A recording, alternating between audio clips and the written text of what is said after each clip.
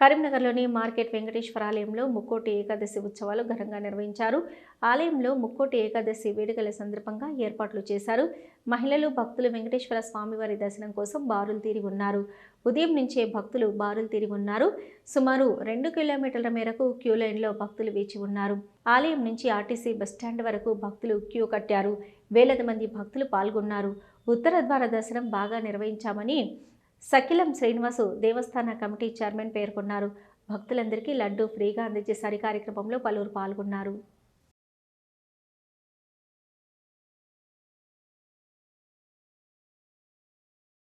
ఈ సంవత్సరం ముక్కోటి ఏకాదశి వైకుంఠ ఏకాదశి అంటారు. ఈరోజు ఉత్తర ద్వార దర్శనం చాలా వైభవంగా 4 గంటల ప్రాంతం నుండి ఉదయాత్పరం 4 గంటల నుండి కార్యక్రమాలు స్టార్ట్ అయినాయి. నిన్న రాత్రి స్వామికి ఫలపుష్పాభిషేకము, ఫల పంచామృతాభిషేకము, లక్ష పుష్పార్చన సేవ జరిగింది. ఈరోజు 4 గంటలకెళ్ళి ద్వార పూజతోని స్వామివారి దర్శనం అనేది మొదలైందండి. భక్తులకు కావాల్సిన అన్ని విధాల సౌకర్యాలు దేవస్థాన కమిటీతో చేయబడినవి. ఈ సంవత్సరం పోయిన సంవత్సరం కన్నా కూడా ఈ సంవత్సరం చాలామంది భక్తి బాగా పెరిగిందండి. భక్తిభావంతో వచ్చే భక్తులకు కూడా ఎలాంటి అసౌకర్యం కలగకుండా శాయశక్తుల మాకు వీలైన కాడికి అన్ని విధాల వాళ్ళకి ఏర్పాట్లు చేయిస్తున్నాము. అందరూ స్వామిని ప్రశాంతంగా ఓపికగా స్వామి దర్శనం చేసుకొని స్వామి కృపకు పాత్రలు కాగలరండి. అందరికీ లడ్డు ఉచిత ప్రసాదం ఇవ్వబడుతుంది. ప్రతి ఒక్కరికి అందరూ వచ్చే వాళ్ళందరికీ కూడా లడ్డు ప్రసాదం ఉచితంగా ఇవ్వబడుతుందండి.